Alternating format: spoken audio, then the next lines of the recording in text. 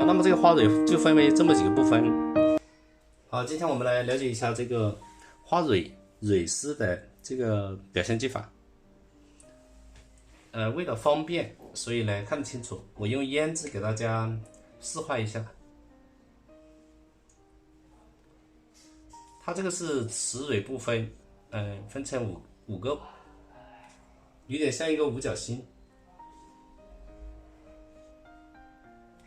中间这个地方呢，它有一个这样的痕迹。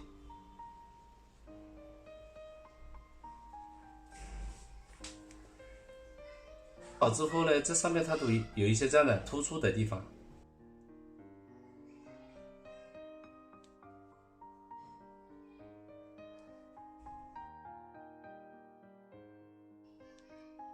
然后我们点，它的雄蕊的话，把它分成5个方面，1、2、3、4、5。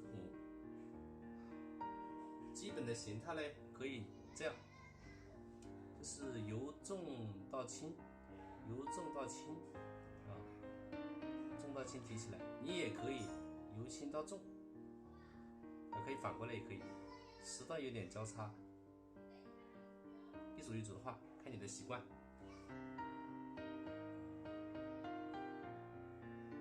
这样中锋用笔啊，圆润，这个花叶的地方圆润一点。这个别说点这个主要的地方，从重到轻，一组一组的画。这个是比较粗的地方，等一下这下面呢，这里还可以加一些细细的。那么这里分为2个部分，上面粗的我们称为花药，这是药材的药，这个称为花药啊。下面这个细的称为蕊丝，这是花蕊嘛，蕊丝。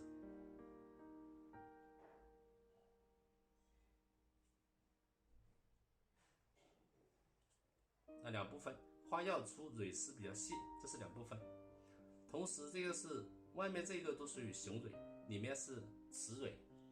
这边继续，它是像一个太阳一样的，往中间这样交错。我们画白色的花的时候，就可以用这个胭脂的颜色来画。由短由粗到细，可以2、3个一组，组合一下。整个这一圈呢，应该是比较密的，舞蹈虚圈这些地方应该是比较密的。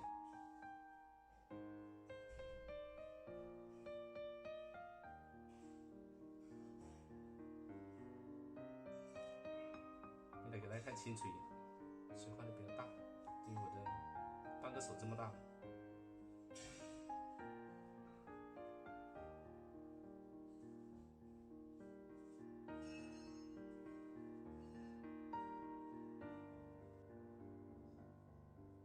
同样的也是可以反过来啊，由轻到重，2、3笔交叉一下，可以这样。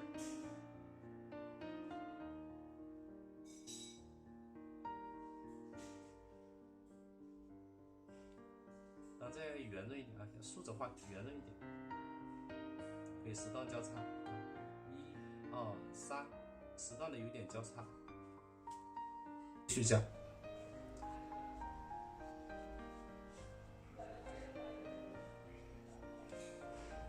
这里我可以反过来由轻到重。